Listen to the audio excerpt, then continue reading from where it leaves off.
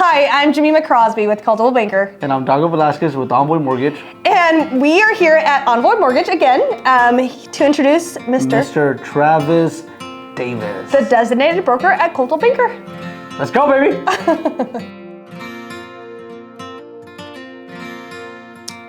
Ready? I'm ready. Let's do this. Dago, Let's see where this goes. Let's see where it goes. I like it. Okay. Ready. Well, first of all, we have to start with the toast. Right? Oh, yes, Toast. it's toast. Bad luck if we don't, so. All right. That's what Dago says. Travis, Bad luck. thank you so much for being here. Happy to be here. Happy to be here. So it's October 13, 2022. And again, we're in Dago's, we call it his little palace. His palace, yeah. His palace. He looks down on all the little people. That's right. I do look down on you guys over there. I know. I might be calling you here pretty soon to give me my Right, if you could quit calling me when I pull up to work. That would be nice. Let's start. All right, start there. So we've got Mr. Travis Davis for this month of October. So thank you for joining us like we asked. Very welcome. I felt it was appropriate because we just, a couple of reasonings. Number one, we've been talking about the Tri-City Association of Realtors. Mm-hmm. And now Travis is the boss. We call him the boss in a different level. You're now the president of TCAR. President for 23, yeah. Yeah. Hey. Yeah. Got my board stacked. That's great. It's perfect. I don't know about that. I mean, a good way. I mean, Yeah, it's a good way. It's good. It's a good thing. Either way, it's exciting to, one, for me, I've just joined on the board. That was exciting. And we'll Congrats. see. Oh, geez. I mean, it's more responsibility, which I'm excited about, and seeing how we can help, right? So, but anyways, I thought it was appropriate to bring you on, Travis, because we've known each other for a long time. For a while. I know. Yeah, it's been a while. Dago and I have known each other longer, but not much longer, because Travis, let's start from the very beginning. So, how long have you been at Coldwell Banker office here in Tri-Cities? In Tri-Cities. I've been here since shortly after 2013, beginning of 2013, so it's been like February. I was there a couple months before incognito, so to speak. But yeah, Right, so it's what, we're going on 10 years almost. almost 10 years, yeah. And prior to that, the reasoning why Travis and I know each other a little bit longer is because I had a listing in Prosser. I want to say it was... You had a couple. I did. Yeah. But I always needed help. Yep. And so prior to Tri-Cities, you were in Prosser. Yep, I was in Prosser. Coldwell Banker also? Well, sort of. I started in 2000 in real estate. Worked for a small little company there, and actually wasn't very successful. The first 3 months of real estate, I was told to sit there and just answer the phone and not do anything. So I would sit there every day for 8 hours, and I had my laptop, and I learned how to program websites and Microsoft Front Page at the time. So I was making our website for our office back in 2000, and I lasted about 3.5 months. And then what happened? I walked to my broker, and I said, I don't think I'm cut out for this. I don't know how to sell real estate. And she said, oh, you're doing great. Yeah, I think I'm a glorified secretary for the office because I'm just here 8 hours a day answering the phone for you and everybody else. And so I took a little bit of a hiatus. I went to work. The only job I've ever had where I've worked for somebody else. I went to work for New York Life. I did their server maintenance and all of it was all server maintenance. And I lasted 2 months. And the breaking point for me was the guy he's still one of the most successful New York Life agents, I think, in the area. But it was back when we had the flip phones. Remember the flip phones? And you had to enter all your contacts manually. Right. And they didn't transfer from phone to phone. Right. He got a new phone. And he walked into my desk and he set his new phone down and he said, hey, I've got 500 contacts. I need you to enter them manually from this phone to this phone.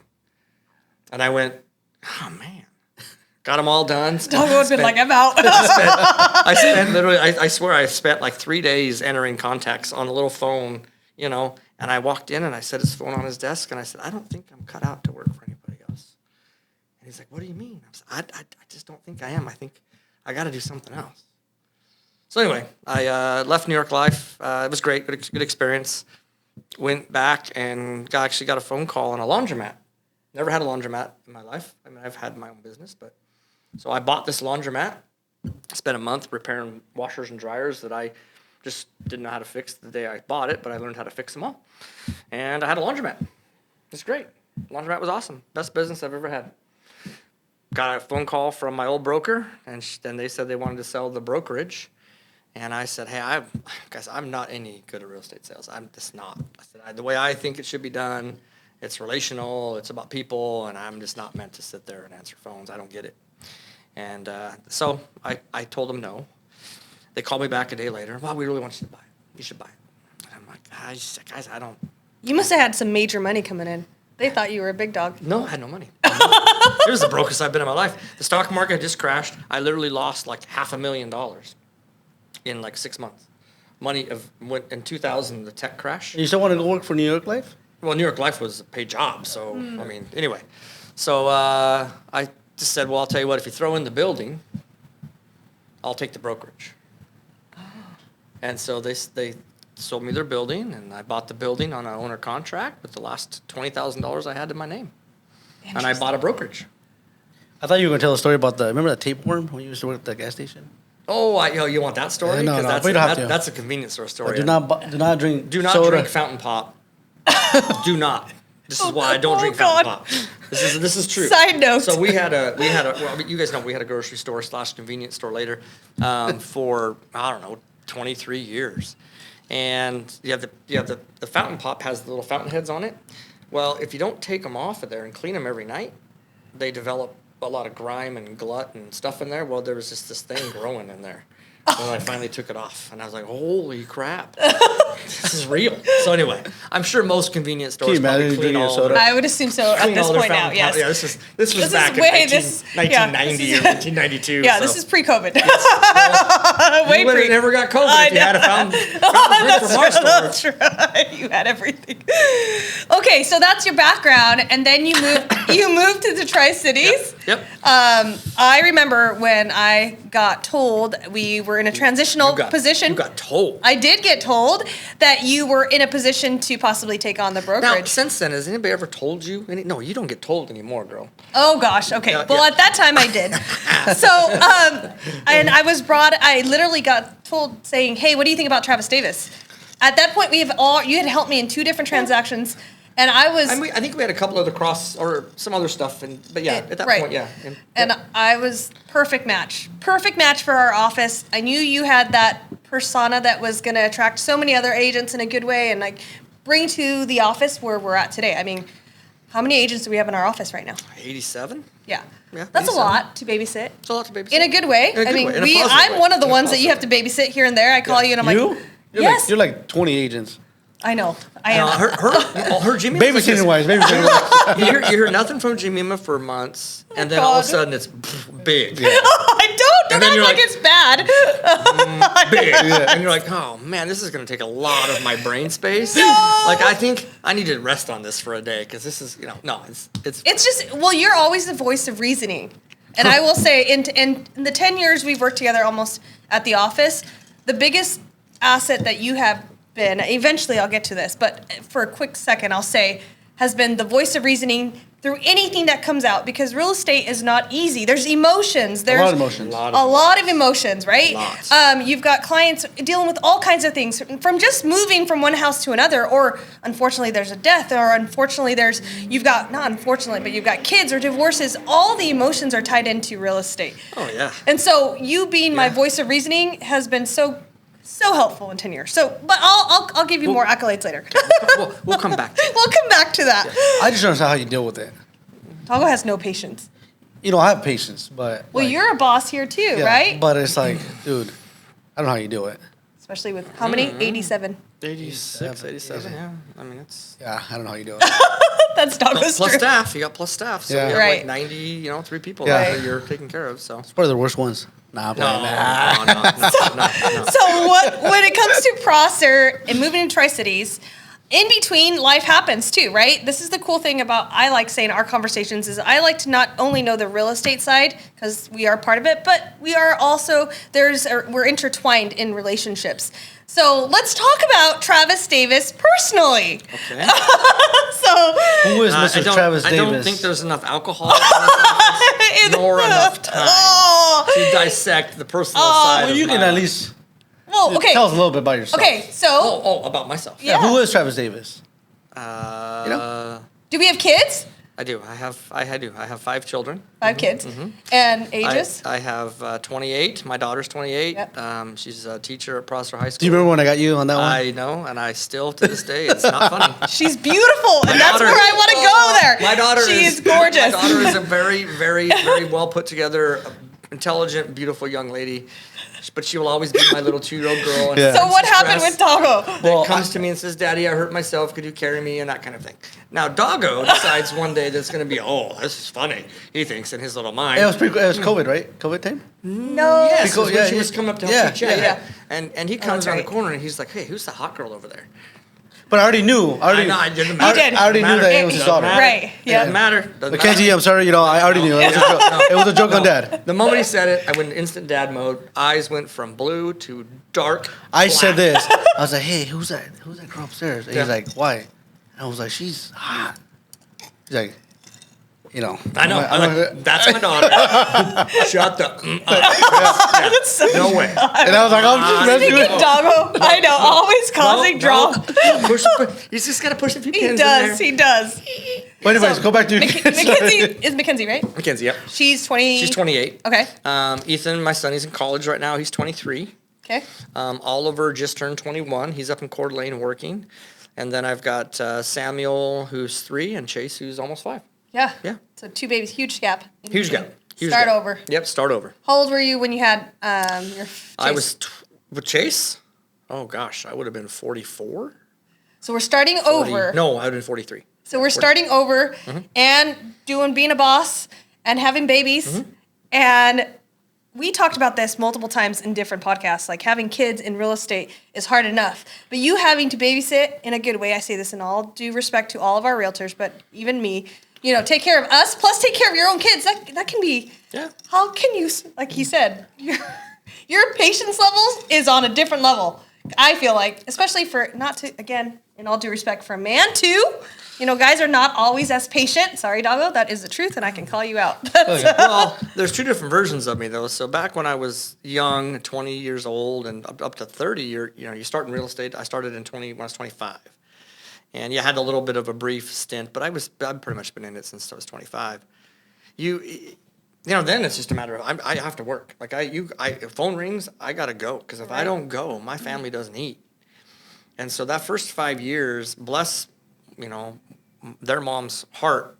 If I hadn't had her support, I never would have made it because I can't tell you how many Saturdays, Sundays you get that phone call at 1 o'clock when you've got family plans and you're going, okay, wait a minute, I have one thing in the pipeline right now. Right. If I don't answer this phone call and take this person, I may not have something next month. Right. And you're like, oh, I gotta go. And so she was always super gracious, and she just was like, hey, you gotta go. You do you. I got this. And so my kids, while you're there, I don't think I know I wasn't as present in their younger years as I am now with Chase and Sam because, it's different now. I don't have that same pressure. I still have a lot of phone calls and a lot of stuff, but I don't have to necessarily go show a house on a Saturday at 2. If I do now, I take them with me. Right. Well, but you obviously probably have a lot more leverage too, right? So. Yeah, I mean, a little bit, yeah. But I also think time has changed. Yeah. Again, that was the real struggle we talked about when we first started. We were hustling on different levels. Yeah. I had the babies too. Yeah. And I'm also thankful for, at that time, Michael, who just took on whatever I had to hand him. He just handled it. You had kids later, so it's different.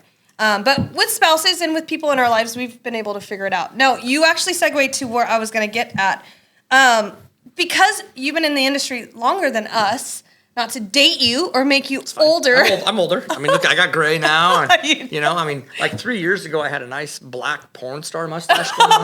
It was great. But now it's all gray. It is. Well, it looks good. It looks good. It does look good. Oh, You look yeah, great for your yeah. age, so don't worry about that. Yeah. You're good. Oh, it all goes to hell eventually. So, since what you've seen in the different timelines and the different struggles, because you talked about the recessions in the 2000s, Yeah, well, 2000, then 2008, 2011, 10ish. Yeah. Then 2015 was not a good year either. I mean, and then yeah. and we had COVID. We had the height of the market that you saw, in 21. and now we're starting to see a change. So I guess I like to hear from your perspective, what do you foresee the real estate market in Tri-Cities since you've seen it evolve on 2 different levels? Sorry, I'm going to throw you a big one. Oh, gosh. Okay. I want to hear it and be smart. We need confidence right now, Travis. So first of all, I will put an asterisk by this comment. I don't have a crystal ball, so it's only off of what I've seen and what I feel. Right. I've always operated my office, and I've always operated around my agents what I feel in my gut. And it hasn't led me too far wrong. It's not always right, but it's like you get a general sense over time. I mean, people have habits. They tend to do the same thing. And they're just like you and I. Like if you think about right now with rates the way they are and things adjusting, you got inflation. They're low. They're low. Yeah. I mean, they're great. It's a good time to buy. but everybody's got their household. They got to take care of their household, and so they make decisions based on that. And there's going to be a little bit of a pause, which we already see in that right now, which makes sense. They're going to get adjusted. They're going to acclimate to, okay, this is the new normal for a little bit or for a while. And so people will pause. There'll be a little bit of a pause in the market. That makes sense. But people still have things that happen. I mean, people get married. People have children. Unfortunately, people die. Unfortunately, people do get divorced.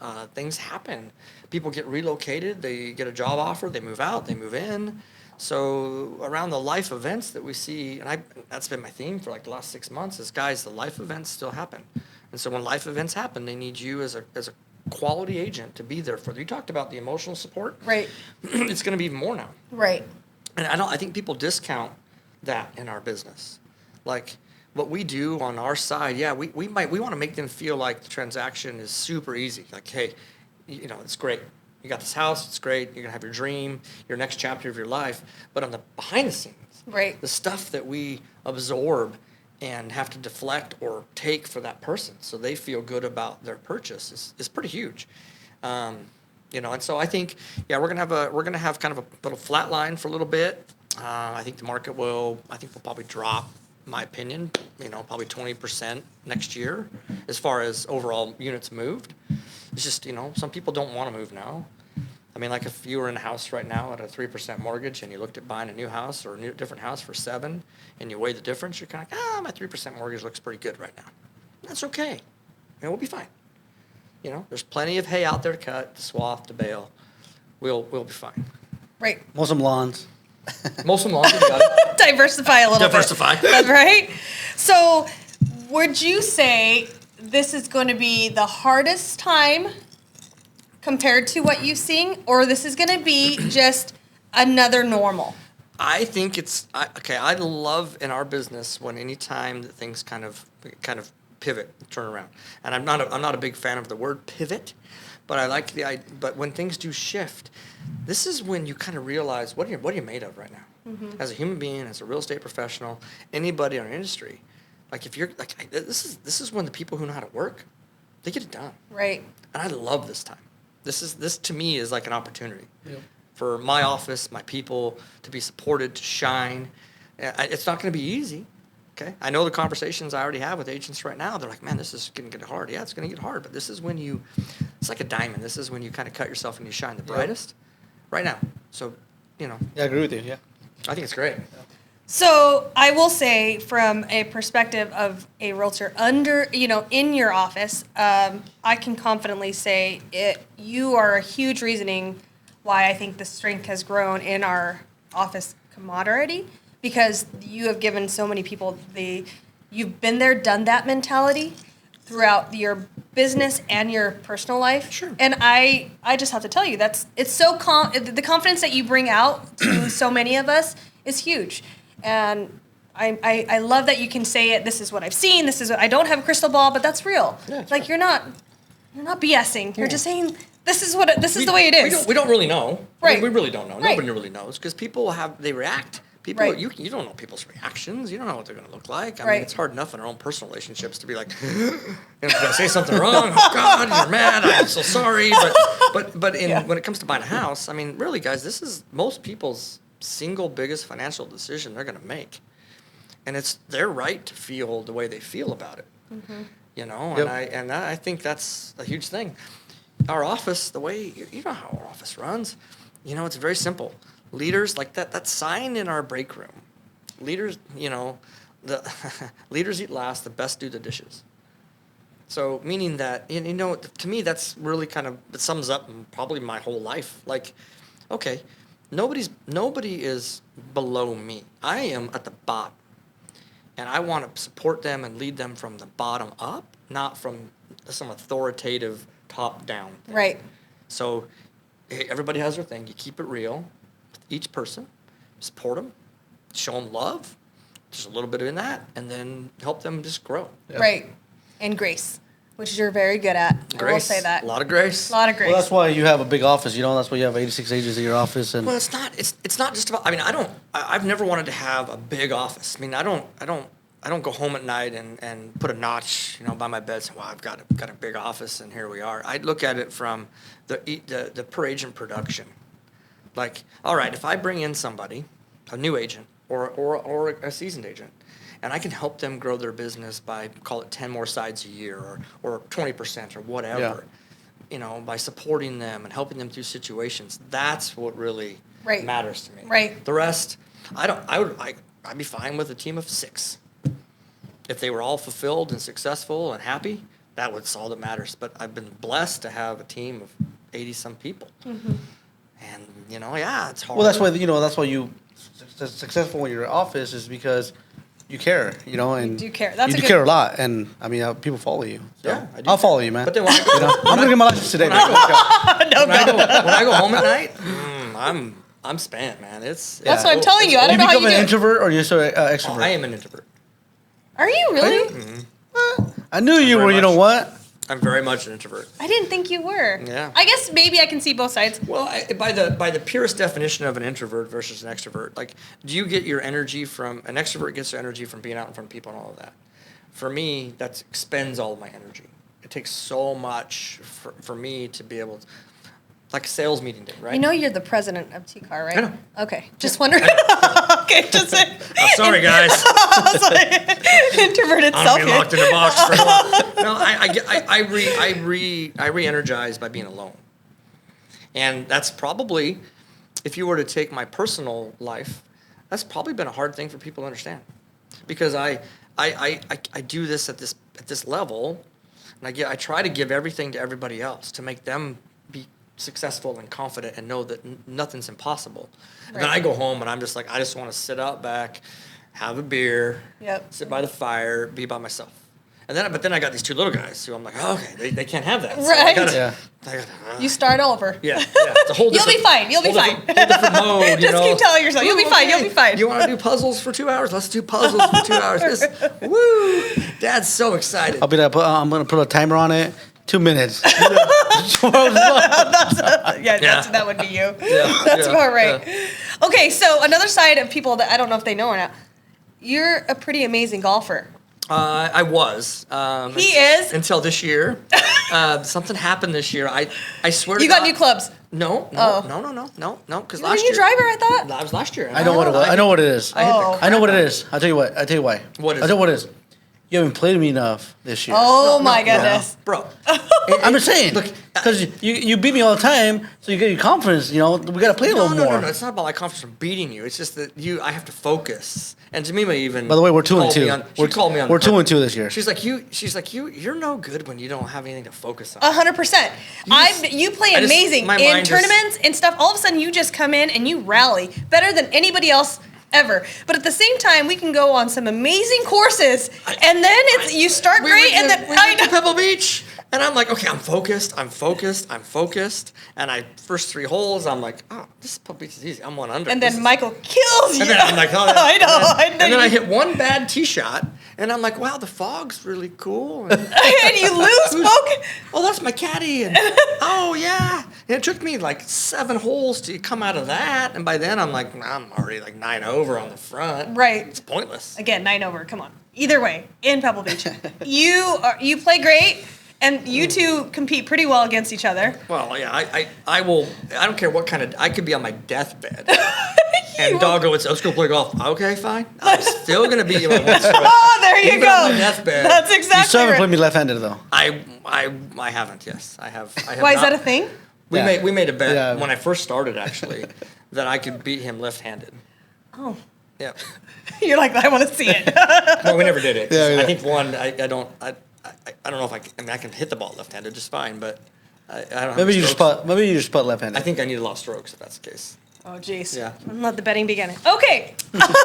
So, lastly, I kind of wanted I always like to play a game.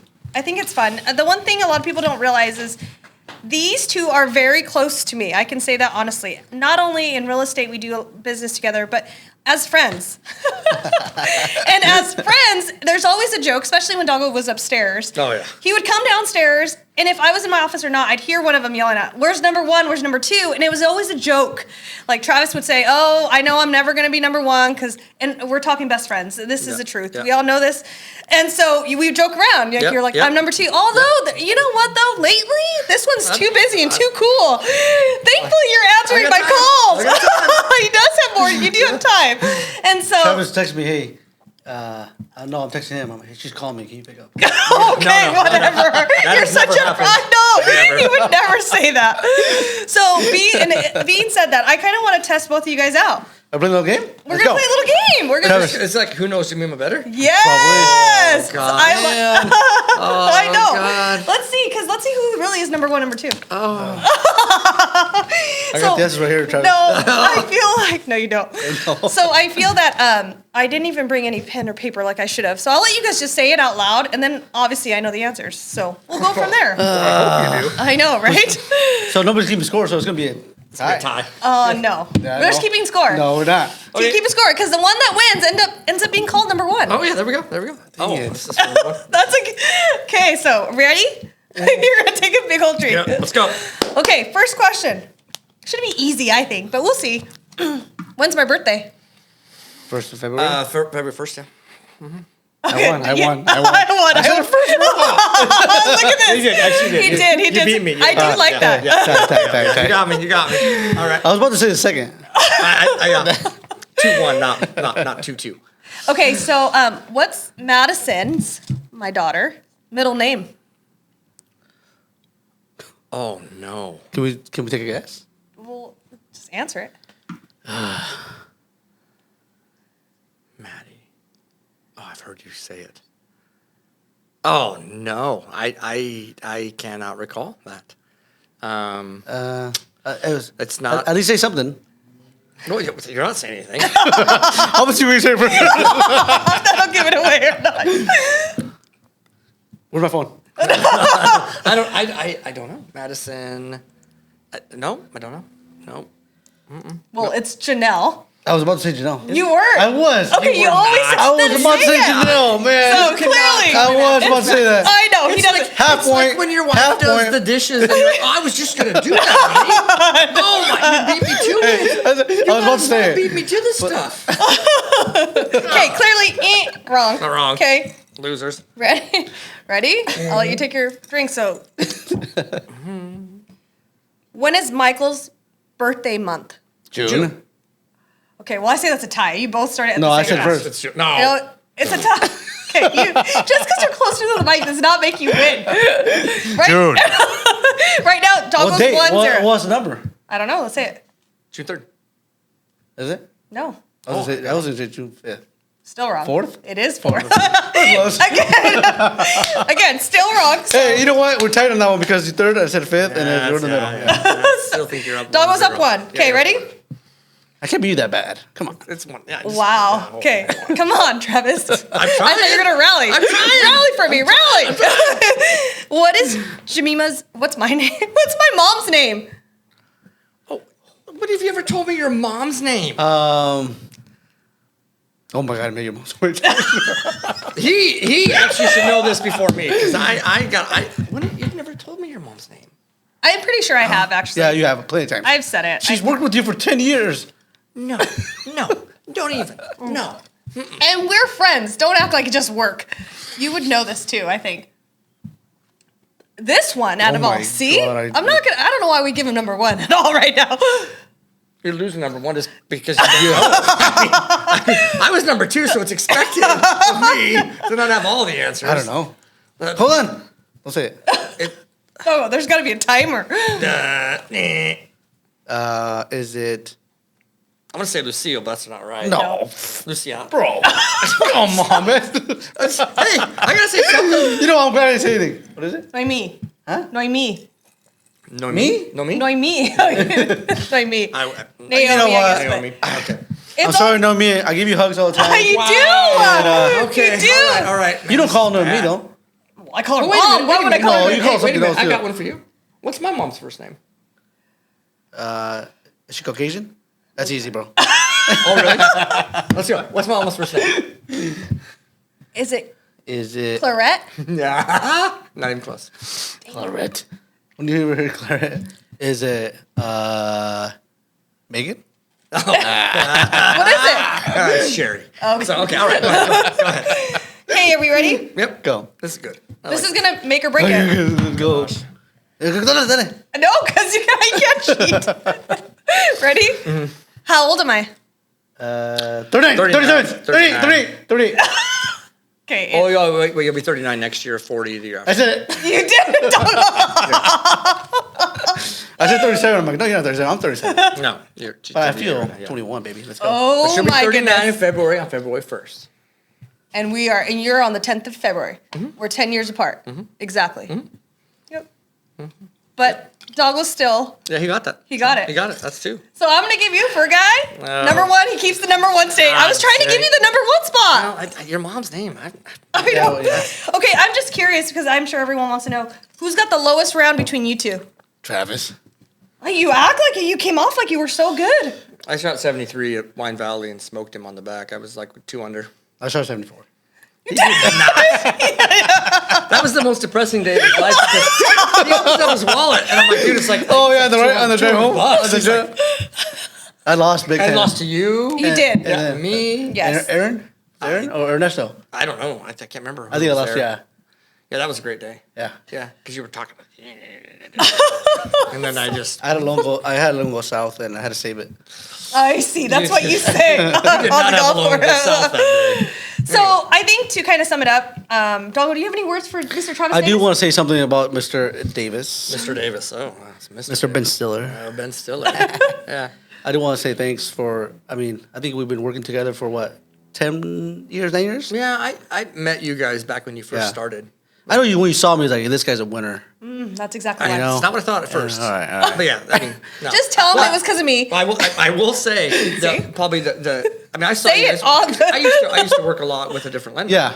And I used to come into that office and I saw you and your brother. You guys were just starting. Yep. And kind of cutting your teeth. You guys were young and you guys were going for it and you guys were hard workers, getting it done.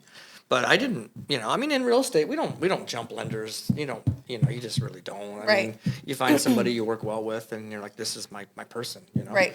And yeah, but it wasn't until, you kind of really said, hey, these guys are. Don't give me the benefit. Her hand's gonna go like this. It's already like that. But I wanted to say thanks because I think knowing you, obviously you, Jemima too, and a lot of people in your office, but you really opened the door for us, for my brother and I, and let us come in there and kick ass. Yeah, you're welcome. So thanks. Yeah. Well, that's hey, you got it. Thank you. That's wow. First thank you in 10 years. No! Bro, every time I leave your office, I'm like, thank you, Travis. No, not out loud. I know. I just have to say thank you. I started at the very beginning by saying the confidence and the security that you give me with 10 years of real estate. Yeah, but you and I have had some you're tough. You are so stubborn, and I'm stubborn. Bro, every time you guys get down, she calls me. He's like, oh my god. Okay, first of all, you guys act like I'm drama, so don't act like I. It's not drama. It's not drama. drama. It's not drama. I mean, for me, you have been this person who I'm like, okay, you're so capable of doing so much, and all I've ever wanted for you, like the first time I met you to today, is just for you to see yourself how I see you. This confident person who knows what she's doing, who can do anything. And I'm like, do you not see this? And then when I hear you, like sometimes like I'm like, no. And then we talk. And then we talk. I know. And I want to just. But that's why I love having these conversations because the realness of me and Doggo, you hear it. I'm real. I love what I do. Yeah. I'm not perfect, but it's fun to kind of show people these are the reasonings why I do what I do, why I love what I love. And you're one of the biggest reasonings in my life, along with Doggo, of course. But what I'm saying is you've helped me so much be smarter in real estate because clearly I'm not. At moments I'm like, Travis, remind me how many days. Yeah. There's these days. How do you count days? How do you count days? The silliest things because we forget. We're all stuck on just dealing with the emotions that clients are going through. We forget the little technicalities. But you helped me through that, but you also helped me through, being a great friend. And I will say this, I've needed you as much as I've needed, Doggo, and I've needed, certain people in the real estate industry that are part of me, because the genuine part is we're friends too.